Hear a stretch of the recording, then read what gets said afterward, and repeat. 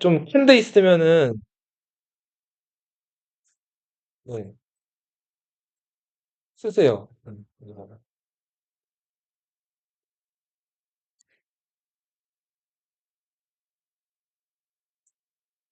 자, 음경의 길이가 1척 5촌이었던 왕, 어떤 왕이에요?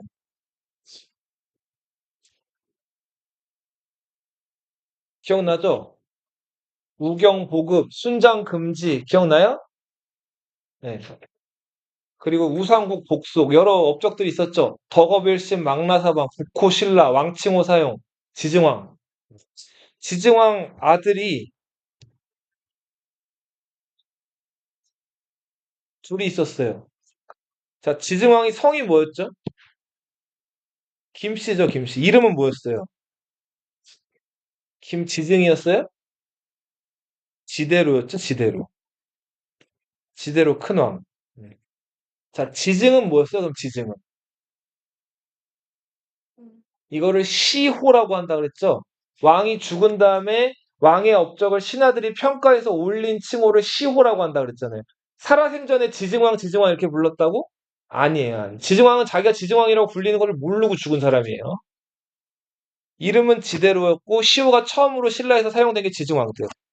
김지대로의 아들 2명, 지증왕의 아들 2명.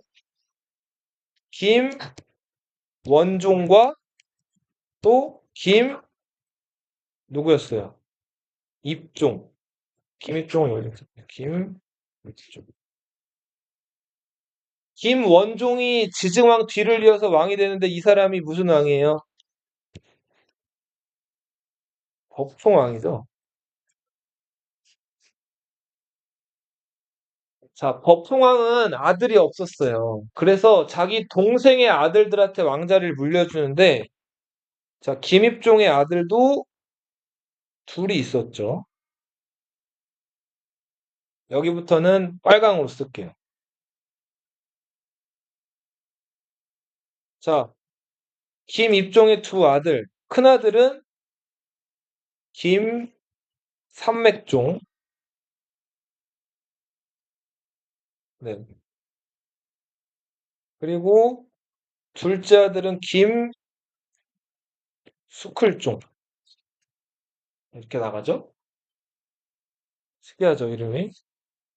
이 김삼맥종이 7살 때 신라 왕이 되는데 법흥왕의 뒤를 이어서 무슨 왕이에요? 진흥왕이죠. 7살에 왕이 돼가지고 엄마 지소태우가 대신 수렴청정했다는 거 그 얘기했었죠. 기억나요? 자, 이 진흥왕이 신라에서 어마어마한 업적을 남겼어요. 일단은 그 삼국에서 가장 중요한 땅이라고 할 수 있는 여기 한강 유역 하류를 완전히 차지했죠. 백제 뒤통수를 딱 내리쳐가지고. 자, 그리고 성왕을 전사시키기도 하고 아무튼 삼국 통일의 어떤 기반을 만든 사람이 진흥왕이란 말이에요. 이때부터 진흥왕을 성스럽게 여겨가지고 진흥왕의 형제 자식들을 성스러운 뼈다귀에서 뭐라고 불렀다? 성골이라고 불렀단 말이에요. 그죠? 자, 이 빨간색들은 다 성골이에요. 이때부터 성골들만 왕이 될 수가 있었는데 네. 진흥왕이 아들을 또 둘 낳아요. 자, 큰아들이 동륜이었어요. 김동륜이겠죠, 김동륜. 둘째 아들은 김사륜이었어요. 올림픽 나가서 1등 하면 무슨 메달 따죠? 금메달. 2등은 은메달. 3등은 동메달이죠. 자, 그러니까 아주 오랜 옛날부터 1등에 해당하는 금속은 금이었고, 2등은 실버, 3등은 동, 브론즈, 그 구리란 말이에요, 구리. 동이 구리예요, 구리. 그럼 4등은 뭘까요? 4등에 해당하는 금속. 귀한 정도로 4등. 많이 쓰는 건데? 철이에요, 철. 4등이 뭐라고요? 철이에요. 자, 진흥왕 본인이 아마 본인을 금륜이라고 생각했던 것 같아요. 그리고 진흥왕의 부인은 은륜. 어. 그럼 자기 아들은 그쵸. 금은 봉. 어. 그리고 둘째 아들은 이거 사륜이죠. 이 사가 우리말로 해서 하면 뭐가 될까요? 철인데 철을 우리말로 하면 뭐예요? 쇠죠, 쇠. 이 사륜이 쇠를 뜻한다고 학자들은 얘기들을 해요. 그리고 류는 바퀴를 뜻해, 바퀴. 자, 봐요. 사람이 태어나면 이제 늙어서 죽죠. 불교에선 죽으면은 어떻게 된다고 봤어요? 다시 다른 뭔가로 태어난다고 봤단 말이에요. 이걸 윤회라고 부르고 이게 끊임없이 반복된다고 봤어요. 이게 불교의 윤회 사상이에요. 윤이 이게 바퀴를 뜻하거든요. 이 륜자는 바퀴 륜자고 불교를 상징한다. 아무튼 이 동과 사, 요거는 금은동철 해서 진흥왕이 아마 이렇게 네이밍 이름을 지은 것이 아닐까라고들 추측을 해요. 자, 김동륜 이 사람은 진흥왕보다 먼저 죽어요. 그리고 김사륜이 진흥왕의 뒤를 이어서 왕이 되는데 이 사람이 진지왕이에요. 음.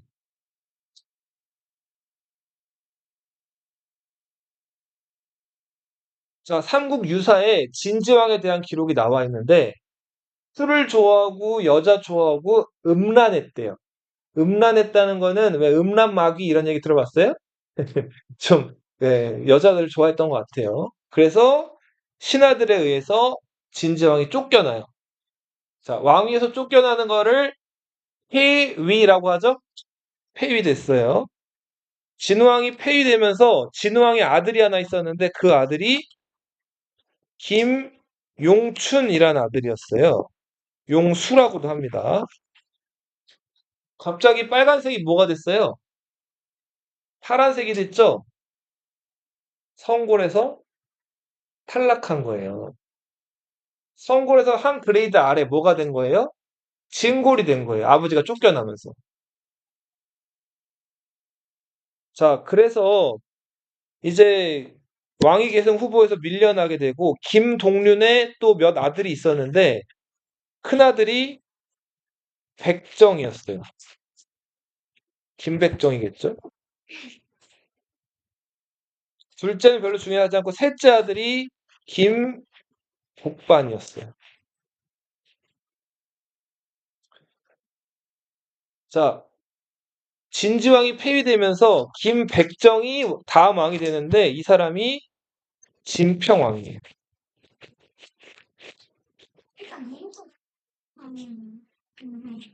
그쵸. 일단은 옛날 옛적에는 큰아들로 태어나는 게 제일 유리하죠, 왕들은.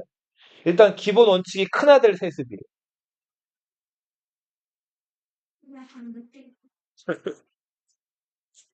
자, 그래서 아무튼 이 진평왕이 됐는데, 진평왕이 재위기간이 579년부터 632년까지거든요? 그럼 몇 년 한 거예요? 21 더하기 32 하면은 53년을 왕노릇을 했죠? 자, 진흥왕이 삼국통일의 기초를 마련했다면 그 기초를 잘 다진 사람이 이 왕이에요. 50년 동안 왕노릇을 하면서 이제 신라의 삼국통일을 어떻게 보면은 좀 그 어떤 그 이어갈 수 있게끔 그 어떤 네, 가지기를 했던 사람이 진평왕이라고 보시면 되는데 진평왕은 아들이 없었어요. 자, 딸만 셋이 있었다고 알려지는데 두 딸은 확정이고 셋째 딸은 좀 불분명해요. 자, 큰 딸이 이름이 덕만이었어요. 네. 성은 김씨겠죠? 둘째 딸은 이름이 천명이었어요. 막내 딸은 이 사람 스캔들로 유명한데 말을 캐는 그 아이 선화 공주라고 들어봤어요? 네.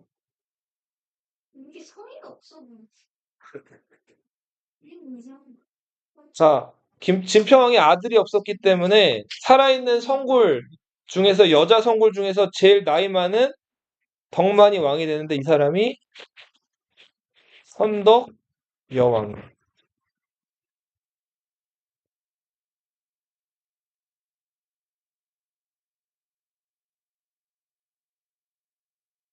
선화공주는 어디 시집가죠? 백제 무왕한테 시집가죠? 네.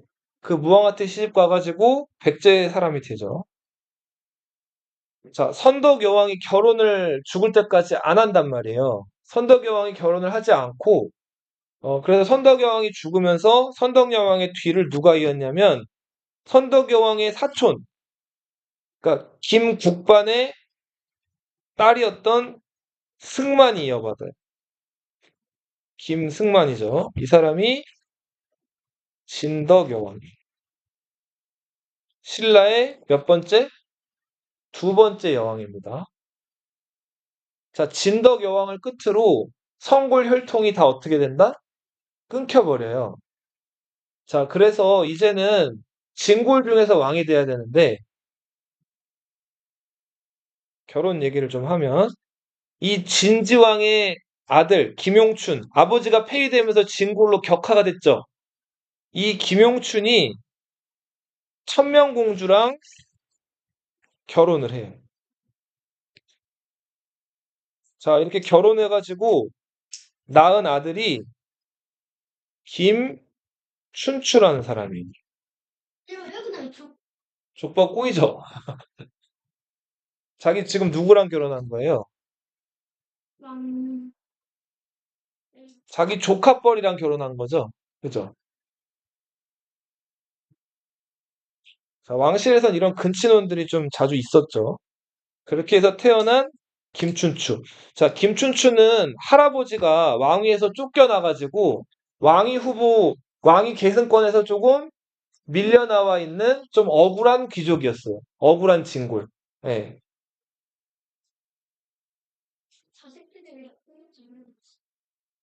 자, 그리고 이제 가야 얘기를 좀 해볼게요. 어, 가야 금관가야 기억나죠? 금관가야 마지막 왕이 이름이 김부회였죠. 부형왕이라고도 해요. 자, 여기 김씨, 지증왕 김씨는 무슨 김씨예요? 경주 김씨죠? 이 금관가야 김씨는 무슨 김씨예요? 김해 김씨죠. 네. 그럼 김해 김씨 들어봤어요? 김해 김씨 여기 있지 않나? 없나? 네. 엄마가 김해 김씨군요. 네. 김해 김씨가 김씨 중에 제일 많죠? 네. 자, 구영왕. 이 구영왕이 아들을 셋 낳는데 큰아들 노종, 무덕, 막내 아들이 김무력이었어요. 자, 김무력은 그 진흥왕 때 신주, 그러니까 한강 하류를 차지한 다음에 새로운 주라고 해서 신주를 설치했는데 그 신주의 책임자가 된 사람이 김무력이었고 성왕이 관산성으로 이동하는 거를 김무력이 부활을 시켜서 잡았죠. 기억나요? 자, 그렇게 해서 관산성 전투에서 서왕을 전사시킨 장본인이 누구였다? 김무력이었죠. 자, 김무력은 아들을 낳았는데 그 아들이 김서현이에요.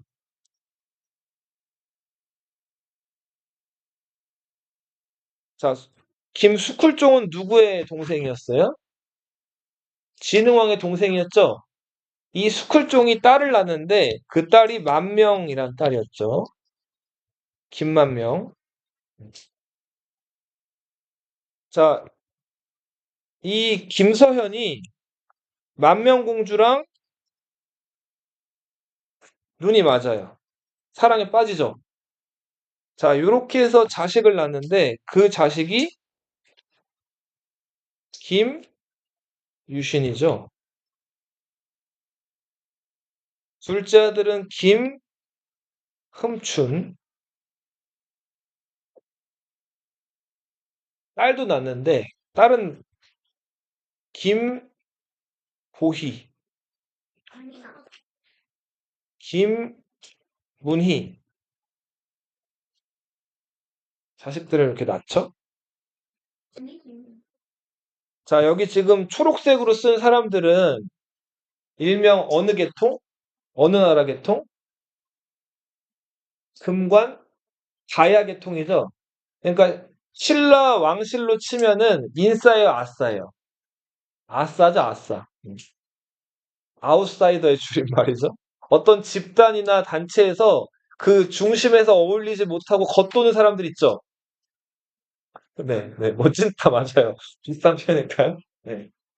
왕따, 왕따는 좀 공격을 당하지 않나? 네, 근데 찐따는 그냥 혼자 찐따인가요?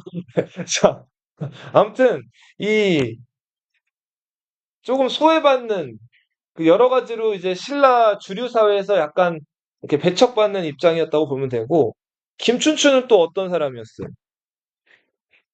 이 사람도 억울한 게 좀 있죠. 자기 할아버지가 왕위에서 폐위돼가지고 원래 정상대로였으면 자기 아버지 그다음 자기한테 왕위 자리가 물려왔어야 되는데 그렇게 못된 사람이잖아요. 자, 그런데 분위기가 심상치 않아요. 성골만 왕이 될 수 있는 신라에서 남자 성골들이 안 태어난 거예요. 그리고 여자 성골들이 왕이 됐는데 그 여자 성골들 혈통들이 또 결혼을 하지 않으면서 선덕여왕, 진덕여왕을 끝으로 성골이 단절이 끊긴 거예요. 자, 그래서 진골 중에서 누군가는 왕이 돼야 되는 상황이 이제 신라에서 오게 되죠. 자, 요런 상황에서 이 정치 감각이 있었던 이 김춘추랑 김유신이 손을 잡게 되죠. 결혼이 아니라 이거 손잡은 거예요, 둘이. 자, 요 손잡았다는 얘기 대부분 다 들어보셨죠? 어떻게 손잡았죠? 김유신이 먼저 김춘추를 자기 집으로 초대하죠. 자, 초대하면서 이제 남자끼리니까 집에서 뭐 했어요? 술 전에 몸을 좀 풀어야 될 거 아니에요. 축구했죠, 축구. 자, 축구 이제 삼국사기에는 축구라고 나와 있지 않고 축국이라고 나와 있죠. 국. 이 국이라고 하는 게 그 이렇게 뭐 털뭉치 같은 거로 만든 공이에요, 공. 네. 이거 서로 이제 차고 뭐 이렇게 하면서 발로 가지고 노는 거예요. 자, 놀다가 김유신이 김춘추 근처로 슬쩍 접근해가지고, 네, 김춘추 당시에 이렇게 옷 매무새 이그라고 하죠. 이게 이렇게 옷 여미고 있던 그 옷고름을 일부러 김유신이 어떻게 했어요? 그쵸? 이거를 일부러 밟았다고 표현이 되어 있는데 어떻게 해가지고 이 옷고름이 떨어지죠. 자, 옷고름 떨어지면은 옷이 어떻게 돼요? 훌러덩 되죠. 그래서 김춘추가 그러고 밖에 나갈 수 없잖아요. 그래서 어쩔 수 없이 김유신 집에서 하루 자게 됐어요. 그쵸? 자, 계기를 만들었죠. 자, 조금 사건 시계를 예전으로 돌려서 김유신 여동생 얘기들, 김보희와 김문희 얘기를 좀 해보죠. 자, 보희가 하루 잠을 자는데 꿈을 꿨어요. 경주에 남산이라는 높은 산이 있는데 그 산에 올라가가지고 바지를 내리고 오줌을 싸는 꿈을 꿨어요. 자, 근데 오줌을 넣었는데 그 오줌이 멈추지 않는 거예요. 네, 더럽죠. 자, 그 오줌 색깔은 은빛이었다 그래요. 그 은빛 오줌이 서랍을 가득 채웠다 그래요. 극혐이죠. 자, 그렇게 해서 그 오줌이 가득 차가지고 막 흘러 넘칠 때 보희가 꿈에서 깨요. 좀 진짜 더럽기도 하고 좀 망측하죠. 예. 그래서 그쵸. 이 꿈이 무슨 꿈인가 또 잘 모르겠고 해가지고 여동생 또 여자 형제들끼리 여자 자매들끼리 그런 게 있잖아요. 또 이렇게 좀 뭐랄까 비밀스러운 얘기도 하고 그래서 보희가 문희한테 가가지고 그 꿈 얘기를 해요. 그랬더니 여동생 문희가 뭐라 그랬을까요? 뭐라 그랬을까요? 언니 나한테 그 꿈을 팔아. 그 꿈 내가 살게. 자, 그래서 왜 좋은 꿈 같은 얘기 들으면은 꿈 사고 팔고 뭐 그런 것들도 예전에 미신처럼 있었거든요. 그래서 보희가 문희한테 아 그래 꿈을 팔아요. 자, 꿈을 팔 때 내가 너한테 꿈 팔게 하고 문희는 비단 치마를 이렇게 펼쳐가지고 꿈을 받았다 그래요. 미신 같은 행동이죠. 자, 그래서 아무튼 꿈을 문희가 샀어요. 자, 그리고 김춘추가 김유신 집에 와가지고 축국하다가 목구름이 떨어진 거예요. 하루 자게 됐죠? 김유신이 처음에 보희한테 김춘추 옷고름을 꼬매주라 그래요. 자, 그래서 보희가 옷고름을 꼬매나 싶었는데 그날 보희가 컨디션이 안 좋았대요. 학자들은 아마 생리 중이었다 이렇게들 좀 생각을 해요. 몸이 안 좋았다 하는 거는. 그래서 보희가 저 그 뭐야 저 김유신 저 김춘추의 여기 옷고름을 꼬매지 못하고 대신 누가 들어가요? 문희가 들어간단 말이에요. 자, 문희가 들어가 가지고 이제 김춘추 옷고름을 꼬매주게 되죠. 네. 자, 옷고름 꼬매려면 옷을 입고 있어야 돼요, 벗어야 돼요? 입은 상태로 꼬매진 않겠죠? 네. 자, 남녀끼리 한밤중에 네. 옷을 훌러덩 벗고 자, 이렇게 있다 보면은 자, 어떻게 될까요? 네, 그걸 하게 되겠죠. 사랑하게 되겠죠. 네, 그죠. 자, 이렇게 해서 그날 좀 어떻게 뜨거운 밤을 보냈던 것 같아요. 자, 그리고 나서 결혼도 안 한 상태인데 뜨거운 밤을 보냈던 문희가 덜컥 뭘 하게 됐을까요? 임신을 하게 된다. 자, 당시 김춘추가 이제 김문희랑 이제 그렇고 그런 사이가 돼가지고 문희가 아무튼 임신을 하게 되는데 김유신이 문희가 임신했다는 사실을 알아요. 자, 지금 자기 여동생이 결혼도 안 했는데 지금 남자친구랑 그렇고 저렇고 해가지고 애가 생긴 거죠. 저 애매한데 썸남이든 뭐든 아무튼 자 이렇게 돼서 김유신이 열이 받았다고 해요. 삼국사의 기록에 의하면은. 그래서 문의를 어떻게 하려고 그랬을까요? 자, 어떻게 하려고 그랬을까요? 저기 서윤이 처음 얘기했던 거랑 비슷해요. 죽이지는 못하고 때리지도 않고 유배? 쫓아낸다? 배를 잘라 제왕절개? 유산시켜요? 자, 문의를 태워 죽이려고 그러죠. 뭐야? 자, 문의를 이렇게 묶어놓고 그 아래 장작을 가져오라고 한 다음에 장작에다 불을 붙인단 말이에요. 너는 지금 우리 가문의 명예를 더럽혔다 그래가지고 애를 가진 문의를 태워 죽이려고 그래요. 그러니까 장작이 타니까 연기가 막 올라갔겠죠. 이거를 그 남산에서 산책하던 선덕여왕이랑 같이 있던 김춘추가 봐요. 자, 선덕여왕이 대뜸 물어요. 저 집에서 연기가 나는데 저거 누구 집이야?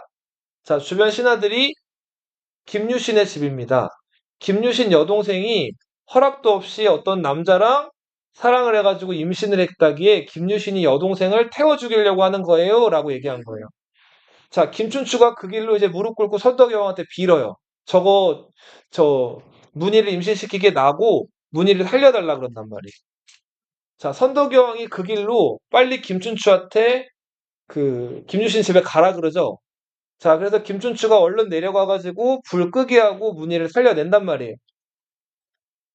자, 그렇게 해서 문희가 김춘추와의 사이에서 아이를 낳게 되는데 그 아이가 이름이 범민이었죠. 김범민. 이 사람이 훗날에 통일 문무왕. 들어봤어요? 응.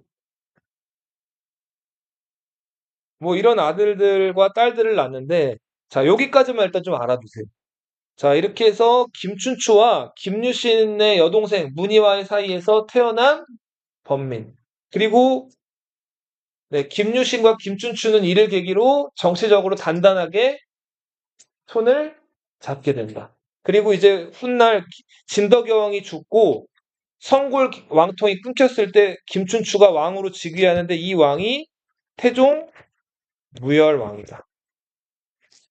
무열왕은 이제 백제를 멸망시키고 무열왕의 아들 문희와의 사이에서 낳은 아들이었던 범민이 다음 왕이 되는데 이 왕이 통일 문무왕이다.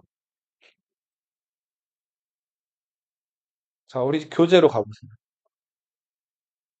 그리고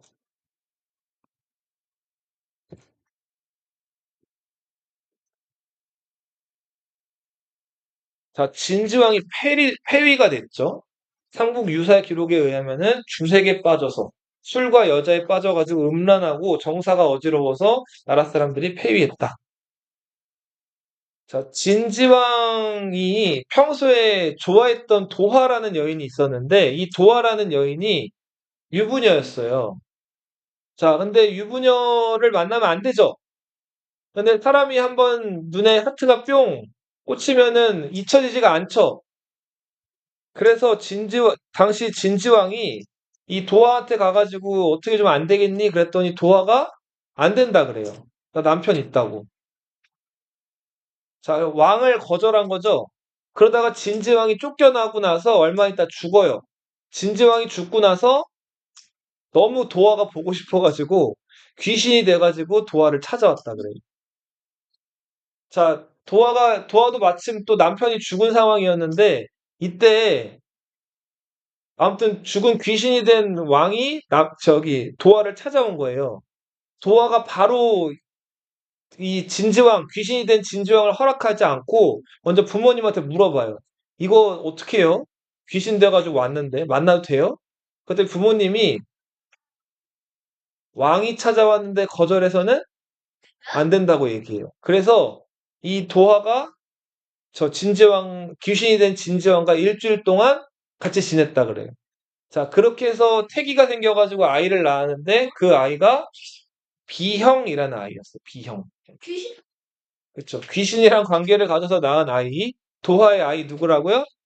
비형. 산에 랑자 써가지고 비형랑 붙이는데 이 비형랑 아빠가 누구예요? 아빠가. 귀신이죠. 귀신인데 어떤 귀신이에요? 왕귀신이죠. 진지왕이죠, 진지왕. 자, 그래서 이 비형랑은 귀신의 피를 물려받아가지고 막 귀신들이랑 잘 놀았다 그래요. 삼국 유사에 나와 있는 이야기예요. 막 날라다니고 뭐 귀신들이 사람들 괴롭히면 가서 혼내주기도 하고 뭐 길다리랑 귀신을 쫓아내버리기도 하고 아무튼 그런 일들을 하다가 결국은 이제 비형이 흐지부지 사라지는데 자 아까 선생님이 진지왕의 아들이 하나 있었다 그랬죠. 기억나요? 그 진지왕의 아들 누구예요? 김용춘 그쵸? 그래서 그 비형랑을 삼국 유사에 나와 있는 그 귀신의 아들, 귀신과 아들이면서 귀신이랑 잘 놀았던 이 비형랑을 아마 김용춘이 아닐까라고들 사람들이 또 추측들을 해요. 근데 뭐 아무튼 그런 얘기가 있었다만 좀 알아주세요. 도화녀와 비형랑. 진지왕은 폐위가 됐어요. 그리고 즉위한 왕이 진평왕이다. 진흥왕의 큰아들 동륜의 맏아들이 이제 그 김백정 진평왕으로 즉위하는데 자 진평왕 이름이 지금 백정이라고 나와 있죠. 백정. 백정은 땡땡의 아빠 이름이에요. 여기서 땡땡이 누굴까요?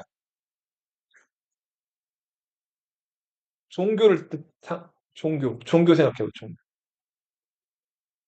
신라에서 종교하면 뭐밖에 안 떠올라요? 불교죠, 불교. 자, 불교에서 제일 중요한 사람 누구예요? 부처님이죠. 자, 백정은 부처님의 아버지 이름이에요. 부처님이 원래 인도의 조그만 나라의 왕자였잖아요. 처음 들어봐요? 원래 부처님은 인도에 있던 조그만 나라의 왕자였어요. 잘 먹고 잘 입고 잘 살았단 말이에요. 근데 어느 날 궁 밖으로 나왔다가 그 궁 밖에서 가난해가지고 막 한 끼도 제대로 못 먹고 굶어 죽는 사람들, 막 그 되게 어려운 가난한 사람들을 많이 만난단 말이에요. 자, 여기서 깨달음을 얻고, 자, 부처가 내가 이 궁 안에서 호의호식하는 게 전부가 아니구나 해가지고 궁 밖으로 나와서 그때부터 사람들한테 설교하고 열심히 수행을 하다가 보리수 나무 아래서 깨달음을 얻죠. 그러면서 부처님이 이제 그 불교의 성인으로서 추앙을 받게 되는데, 어? 부처님도 이제 육신은 소멸했죠.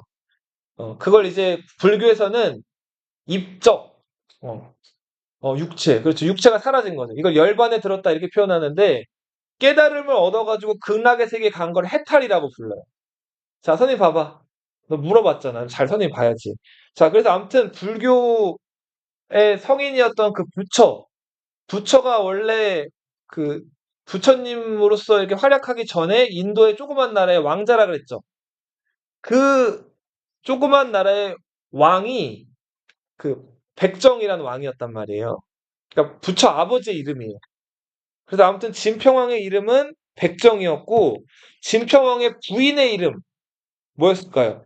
선덕여 엄마의 이름 마야였어요. 마야. 마야 부인. 여기서 마야는 또 뭘까요? 백정이 부처님 아빠면 마야는 또 뭘까요? 부처님 엄마 이름이에요. 자, 신라는 자, 이제 법흥왕 때 이차돈 순교를 이래로 이제 왕실의 그 부인이나 왕비나 왕의 이름까지도 부처님 아빠, 엄마로 지었을 정도로 완전히 뭐가 되어 가고 있다? 불교 국가가 된 거죠.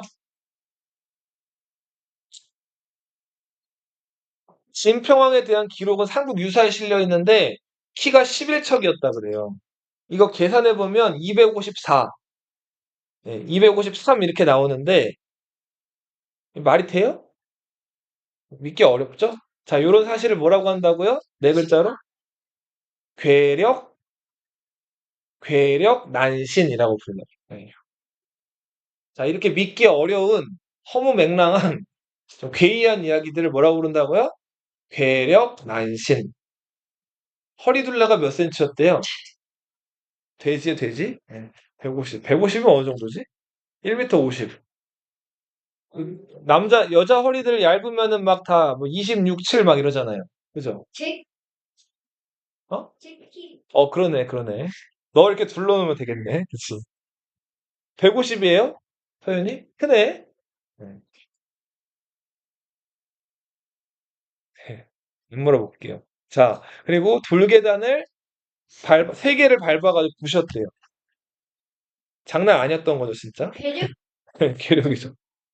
자, 이 진평왕이 그 염라대왕이 보낸 사자로부터 허리띠를 받거든요. 그게 그 유명한 천사 옥대. 자, 신라에 세 가지 보물이 있었다 그랬죠. 첫 번째 보물. 자, 황룡사에 모셔놓은 인도 아소카 왕이 보낸 금은 구리로 만들었던 장육 존상. 신라의 첫 번째 보물 뭐라고요? 장육 존상. 두 번째, 진평왕 때 받은 천사 옥대. 진평왕의 셋째 딸 선화공주랑 말을 캐는 아이 서동의 로맨스. 자, 서동요가 탄생했죠, 이때. 자, 그리고 요 진평왕 때 문희가 보이의 꿈을 사죠. 예. 그래서 또 마침 또 김춘추가 김유신 집에 왔다가 문희랑 눈이 맞아가지고 이제 아이를 가지게 되는데 여기서부터 이제 진평왕 말기부터 김유신과 김춘추라는 유력 정치인이 신라에서 이름을 알리기 시작한다.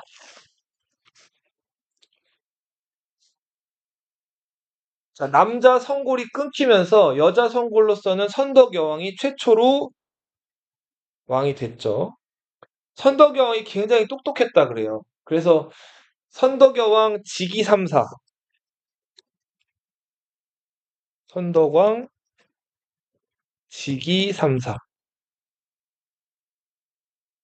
지라고 하는 거 알지자고 기는 이미 기자예요. 남들보다 먼저 이미 선덕여왕이 알고 있었던 사실이 세 가지가 있었는데 이게 삼국 유사에 실려 있어요. 자, 첫 번째, 당시 당나라 황제가 당태종이었어요. 우리 안시성 싸움 기억나죠? 고구려 쳐들어왔다가 실패한 그 당태종, 당나라에서는 굉장히 뛰어난 황제, 명군으로 알려져 있는데 이 당태종이 신라에서 여왕이 즉위했다는 소식을 듣고 선물을 보내와요. 자, 어떤 선물을 보내오냐면, 자, 그 꽃 그림을 선물로 보내와요. 자, 빨간 꽃, 자주색 꽃, 하얀 꽃. 자, 이 세 가지 색깔의 꽃이 그려져 있는 꽃 그림을 선물로 보내오거든요. 그것과 더불어서 그 그려져 있는 꽃, 실제 그 꽃에 씨 있죠, 씨. 종자. 요것까지 같이 보내온단 말이에요. 자, 근데 선덕여왕이 그 그림을 보고 이제 좀 안 좋아했다고 하죠. 그 표정이 안 좋았다 그래요. 그래서 신하들이 왜 저 아름다운 꽃 그림을 보고 저 이렇게 안 좋아하십니까? 안색이 좋지 않으십니까? 라고 물어봤더니 선덕여왕이 대답하기를 뭐라고 대답했을까요? 왜 예쁜 꽃 그림 보고 선덕여왕 기분이 안 좋았을까요? 뭐가 나오지 않아. 자, 선덕여왕이 이렇게 얘기를 해요. 저 지금 씨앗도 보내왔는데 저거 심어봐. 저 꽃에는 분명히 그 나비나 벌이 안 꼬일 거야. 자, 저 꽃은 어떤 꽃이니까? 향기가 없는 없는 꽃이니까. 자, 향기가 없는 꽃 시를 왜 보냈을까요, 당태종이? 선덕여왕이 결혼을 안 했죠. 안 한 건지 못 한 건지 정확하게 알려져 있진 않아요. 성골이라는 신분이 워낙 귀해가지고 웬만한 신분이랑 결혼할 수가 없었기 때문에 평소에 독신으로 살았던 건지 선덕여왕이 개인적인 어떤 그 뭐 남자에게 관심이 없어서 결혼을 안 한 건지 알려져 있진 않지만 아마 성골의 어떤 그 혈통의 순수성 때문에 결혼을 안 했다는 것이 더 유력하죠. 근데 어찌됐든 선덕여왕이 지금 홀몸이죠. 결혼을 안 한 상태잖아요. 그러니까 자식도 낳을 수가 없죠. 자, 그리고 선덕여왕이 아이가 없고 짝이 없는 거를 이제 보통은 꽃이 피면은 향기가 나고 그 향기에 유혹돼가지고 벌이나 나비가 꼬이게 돼 있잖아요. 그래서 꽃 그림이 있으면 보통 벌이랑 나비를 같이 그려줘야 되는데 그 벌이나 나비 없이 그냥 꽃만 덩그러니 있는 그림을 보냈고 그 씨앗을 보냈다는 거는 방금 얘기한 대로 선덕여왕이 결혼 못 해가지고 애 못 낳은 거를 비꼰 거예요. 뭔 말인지 알겠어요? 예, 그래서 선덕여왕이 그 꽃 그림을 보고 웃지 않았던 거죠. 첫 번째 이야기고, 자, 두 번째 이야기는, 자, 신라 수도 설아벌의 그 신라 왕들이 사는 궁궐을 월성이라고 했죠?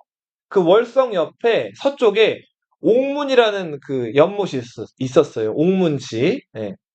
그 옥문 연못에 여름 5월쯤 돼가지고 개구리들이 개굴개굴개굴 막 낮밤을 안 가리고 막 시끄럽게 우는 거예요. 자, 선덕여왕이 이걸 가지고 부하들한테 이렇게 명령을 해요. 지금 저 연못에서 개구리들이 막 우는 걸 보니까 옥문이란 연못, 예, 신라 서남 쪽에 옥문지라는 실제로 그 지역이 있었다 그래요. 저 옥문지라는 곳에 군대를 보내라고 한단 말이에요.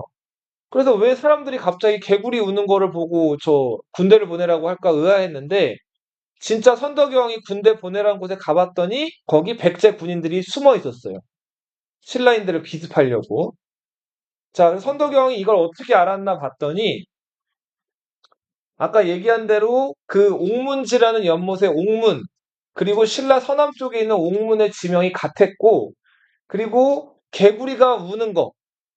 자, 개구리가 개굴개굴 우는 거는 성남 병사들이 이렇게 활동하는 거를 상징한다고 해요. 그래서 아무튼 이 개구리 우는 걸 보고 군사들이 어디 숨어 있었다는 거를 선덕여왕이 미리 알아챘다는. 요게 이제 두 번째 이야기고요. 자, 그리고 세 번째 이야기로는 요거는 이제 불교 관련된 얘기인데 선덕여왕이 죽을 때가 돼가지고 자기를 죽을 때가 돼서 자기를 그 경주에 있는 남산의 중턱에 묻어달라 그래요. 산 어디 묻어달라 그랬다고요? 중턱에 묻어달라 그래요. 아, 근데 그 산 중턱이 처음에 그렇게 얘기를 하질 않고 선덕여왕이 자기를 그 도리천이란 곳에 묻어달라고 하거든요. 그래서 사람들이 물어봐요. 도리천이 도대체 어딥니까? 그랬더니 선덕여왕이 콕 찍어서 얘기를 하기를 그 남산 중턱이라는 거예요. 자, 이 얘기가 좀 나왔으니까 쭉 얘기를 해볼게요. 불교에서는 세상의 중심에 수미산이라는 산이 있다고 믿어요. 실존하지는 않는 산이에요. 세상의 중심에 어느 산? 수미산이 있다고 믿어요. 자, 그리고 이 수미산은 이제 꼭대기까지 올라가는데 이 올라가는 길에 33개의 하늘이 있다고 얘기하거든요. 이거를 33천이라 그래요. 따라 읽어보세요. 뭐라고요? 33천.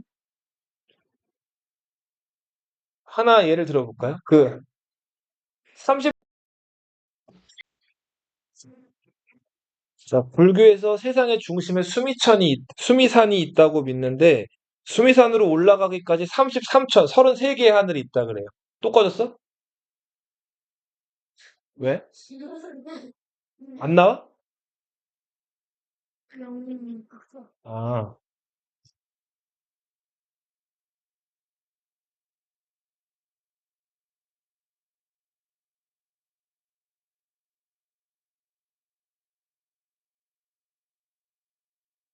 네.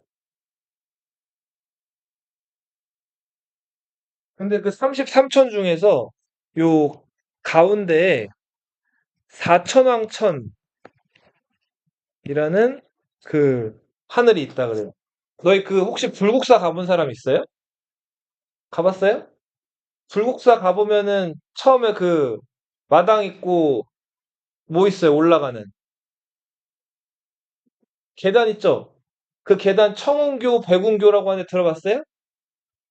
그 계단 혹시 그 계단 숫자가 몇 개인지 나중에 기회 되면 세볼 텐데 몇 개일까요? 서른? 세 개. 서른 네 개. 34개예요, 4개.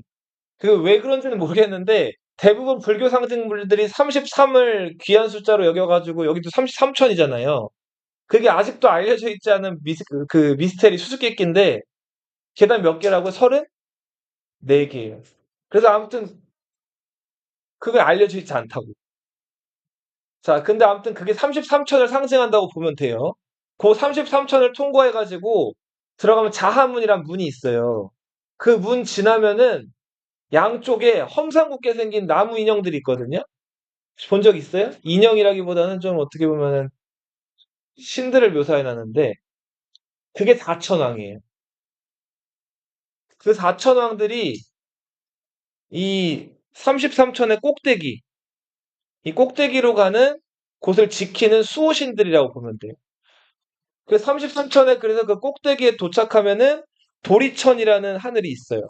이 도리천은 기독교로 치면 천국이에요, 천국. 예. 불교에서 얘기하는 불교에서 얘기하는 그 제일 높은 하늘이자 천국이 뭐 어디라고요? 도리천. 자, 그래서 선덕여왕이 죽을 때 자기를 그 도리천에 묻어달라 그랬단 말이에요. 네. 그래서 사람들이 도리천이 도대체 어디예요?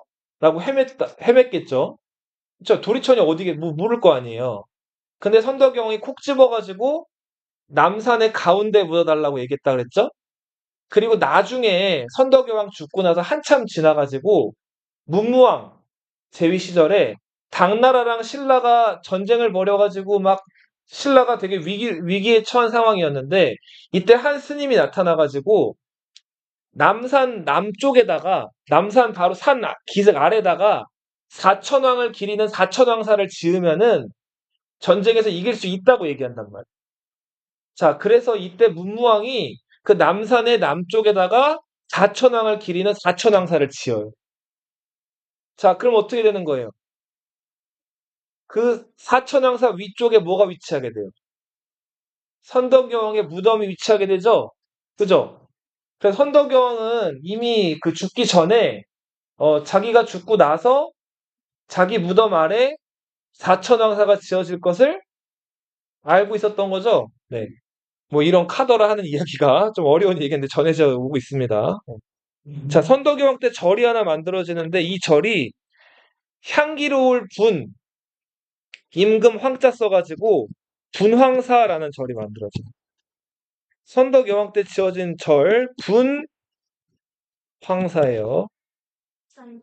분황사 가면은 탑이 있어요. 탑. 근데 이 탑은 뭐라고 불리냐면 모전석탑이라고 불려요.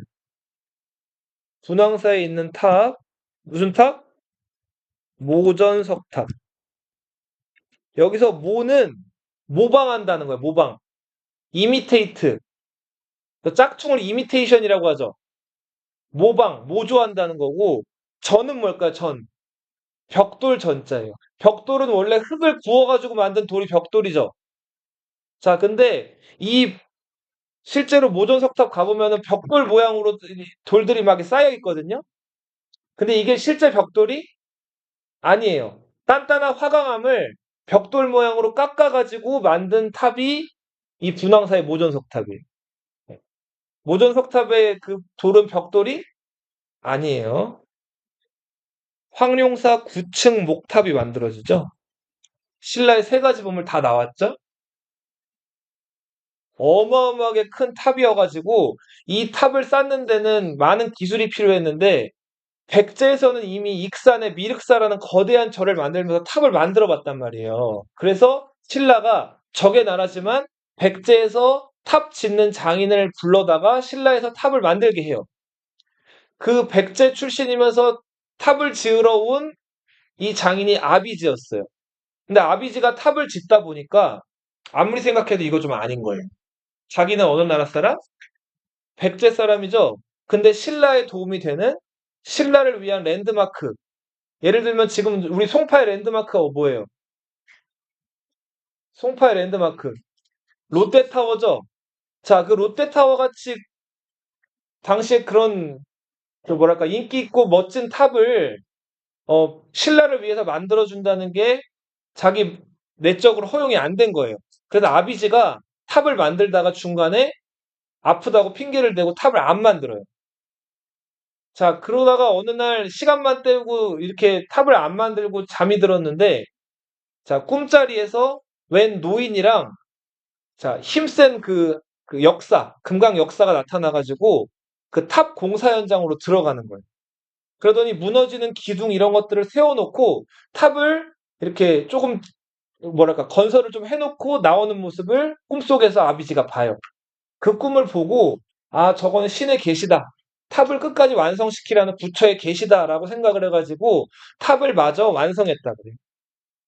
자 그렇게 해서 만들어진 신라의 세 가지 보물 황룡사 구층 목탑. 또 세계 최고의 천문대로서 선덕 여왕 때 의자왕이 쳐들어와서 대야성이 함락되죠. 이때 대야성주였던 김품석이 전사하죠. 김품석과 그의 아내 또 누구였어요? 고타소였죠. 누구 딸이었죠? 김춘추 딸이었죠. 김춘추가 한동안 그 사람 왔다 갔다 해도 알아보지 못하고 멍하니 있었다 그러자 딸이 죽은 다음에 선덕여왕 때 권력을 장악하고 있던 두 그룹은 김춘추와 김유신 그룹, 반대편에는 비담이라는 상대등이 있었어요. 상대등은 최고 관직이죠. 자, 비담은 이런 얘기를 남겼죠. 여주, 불능, 선리. 여주, 여왕은 불능, 불가능하다. 선리, 선한 정치, 좋은 정치를 하는 게 어렵다. 선덕 여왕 때문에 신라가 이 모양 이 꼴이다. 이 얘기한 거죠. 자, 비담이 반란을 일으켰단 말이에요. 양군이 서라벌에 있는 월성에서 비담 군대, 김유신, 김춘추 군대가 대치하고 있었는데 밤중에 혜성 하나가 김유신 쪽 진영으로 휘잉 하고 떨어진단 말이에요. 자, 뭔가 밤중에 그 혜성이 그 떨어진다는 거는 불길한 징조처럼 여겨졌죠. 자, 그래서 김유신 군대가 사기가 많이 떨어졌는데 김유신이 다시 사기를 끌어올리려고 이벤트를 하나 만들었어요. 어떻게 이벤트 했죠? 연에다가 불을 붙여가지고 밤중에 하늘로 올렸죠. 그래서 병사들이 다시 혜성이 올라간다라고 생각했단 말이에요. 자, 이렇게 해서 사기가 올라간 김유신 군대가 비담의 군대를 무찔렀다. 자, 그리고 선덕 여왕에 이어서 새로운 또 여왕이 즉위하는데 이 사람이 승만 진덕 여왕이죠. 김춘추를 당나라에 보내가지고 마침내 뭐가 만들어져요? 나당 동맹이 체결이 되죠. 진덕 여왕이 죽고 최초의 진골 출신 왕으로 무열왕 김춘추가 즉위하게 된다. 자, 나당 동맹군이 마침내 움직여서 백제를 이제 치게 되고 황산벌의 계백이 맞서 싸웠지만 관창이 계백에 맞서 싸웠지만 결국 목숨을 잃죠. 자, 당나라 장군 소정방이 인천의 덕물도란 섬에 도착을 해요. 덕물도는 지금의 덕적도란 섬이에요. 자, 그리고 13만 군대를 이끌고 저 기벌포란 곳에 이르러가지고 김유신의 군대와 합류해서 백제를 마침내 멸망시키죠. 자, 무열왕에 이어서 즉위한 문무왕 때는 평양을 함락해서 어디를 멸망시켰어요? 고구려를 멸망시키죠. 왕이 사는 궁궐이 월성이었죠. 월성 동쪽에 태자가 사는, 왕의 뒤를 이을 태자가 사는 궁궐을 만드는데 그 궁궐이 동쪽에 있었다 그랬죠. 무슨 궁? 동궁이에요. 그리고 동궁 주변에 지금 경주 가면 복원이 돼 있거든요. 거기 막 밤 경치가 되게 좋아요. 이렇게 연인끼리 데이트하기도 좋고. 그 동궁 주변에 월지라는 연못을 만들어요. 그 월지는 신라 망한 다음에 고려 조선시대 때 버려지거든요. 관리가 안 돼요. 관리가 안 되니까, 연못이 관리 안 되니까 뭐가 많이 자랐을까요? 풀이 많이 자라고, 거기 사람들이 이제 오지 않으니까 누가 와서 많이 거기서 놀았을까요? 새들이 와서 놀아요. 자, 기러기 안자, 논일 앞자 써가지고 그 월지란 연못이 조선시대 때는 버려진 연못으로 뭐로 알려져 있어 새들이 노는 안압지라고 불리게 됩니다. 이 안압지란 이름은 버려진 연못이기 때문에 조선시대 때 붙어진 이름이에요. 이 안압지에서 막 신라 사람들이 그 가지고 술자리에서 가지고 놀던 주사위 같은 것들도 막 해보니까 나오고 술잔이라든지 토우라든지 여러 가지 그 신라 유물들이 나왔죠. 자, 그리고 문무왕 때 당나라가 물러가지 않고 계속 이제 그 신라를 점령하려고 하니까 나당 전쟁이 벌어지죠. 이때 신라가 위기에 처했는데 한 스님이 나타나가지고 남산 아래다 뭐 지으라 그랬다고요? 사천왕사라는 절을 지으라고 했다 그랬죠. 그 사천왕사 절 지어놓고 보니까 그 중턱에 뭐가 있었다고? 선덕여왕의 무덤이 있었다 그랬죠. 선덕여왕이 자기를 도리천에 묻어달라고 했던 얘기는 사천왕천 위에 도리천에 묻어달라 뭐 그 얘기였다는 거였죠. 예. 당나라를 물리치는데 매소성 전투. 매소성은 지금의 너희 연천이란 동네 들어봤어요? 38선 바로 아래? 네. 당나라 주력은 기병이었는데 기병의 제일 카운터가 될 수 있는 병사가 무슨 병사일까요? 기병을 효과적으로 잡을 수 있는 병사. 창병이죠. 창병인데 창이 짧으면 돼야 안 돼요. 긴 창을 든 장창병이 5m 되는 장창을 들고 기병들이 오면은 말 가슴을 찌르는 거예요. 이렇게 아래서 위로. 자, 이렇게 해서 3만 명의 신라 창병이 20만에 달하는 당나라 기병을 격파했다는 게 매소성 전투입니다.